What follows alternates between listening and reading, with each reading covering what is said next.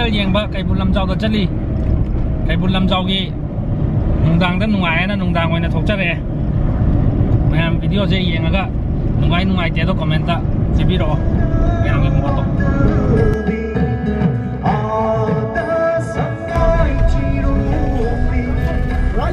Aku kain mana? Manung thawin ba yada bro Kain apa? Pasal video. Nanti pasal ai video siapa? Bisa video ni. Ai boleh buat.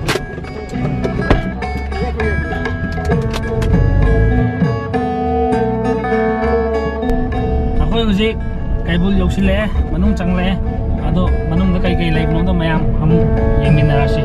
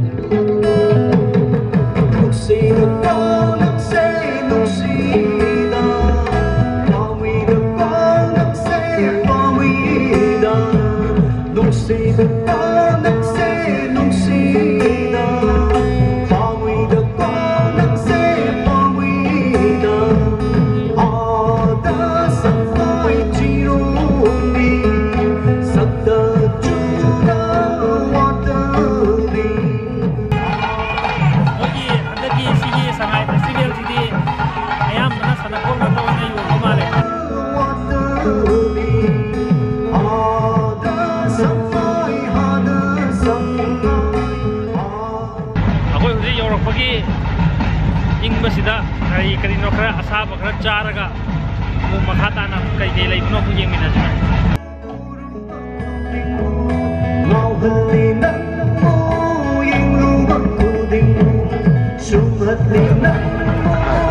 Iragal